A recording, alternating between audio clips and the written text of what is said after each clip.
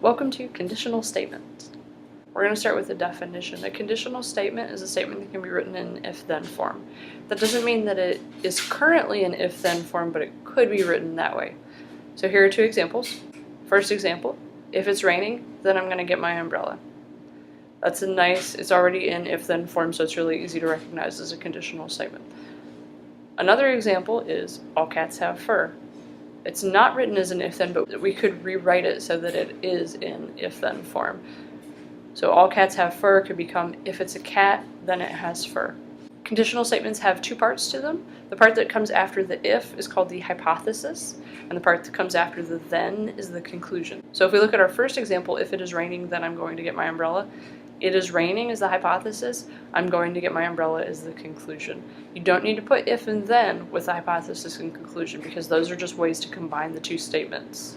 Generally, we use P when we're talking about the hypothesis and Q when we're talking about the conclusion of the statement.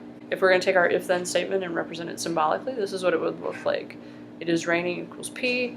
Q is I'm going to get my umbrella.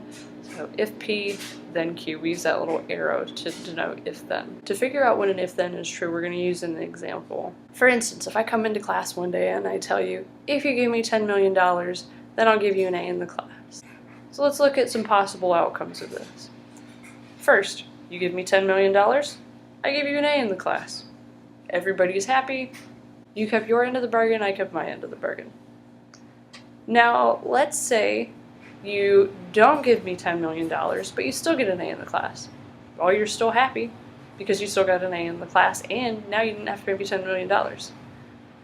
Now, let's say you didn't give me $10 million, and you didn't get an A in the class. You'd probably be a little bit sad because you didn't get an A, but you also didn't pay me $10 million, so you weren't really expecting to get an A because you gave me money. I didn't give you a B in the class because you didn't give me $10 million. You got a B in the class because, let's say, you didn't do your homework or you didn't do well on the tests. Alright, now, one more case. Let's say you give me $10 million and you don't get an A in the class. How mad would you be if that happened?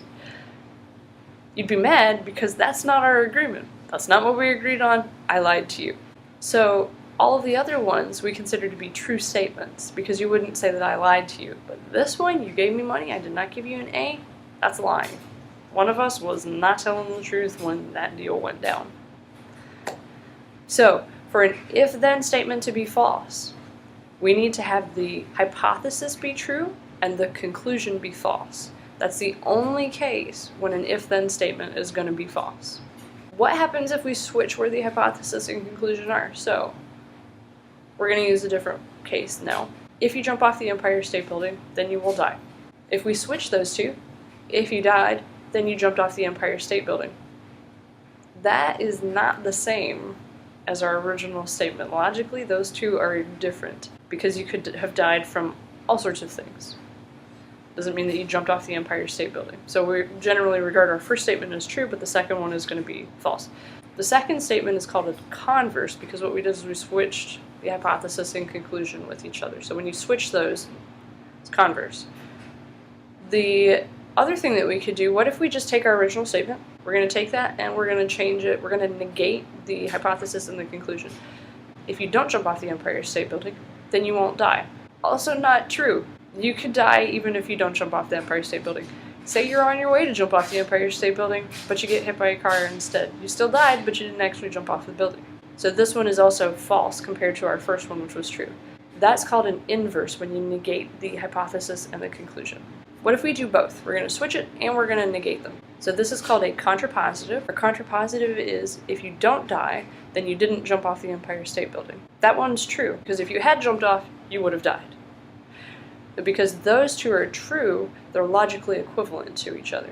The other two, the inverse and the converse, are both false, but inverse and converse are logically equivalent to each other.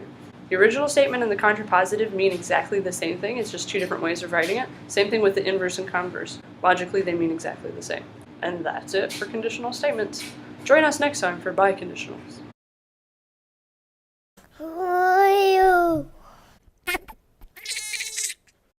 He's okay. My finger's okay too.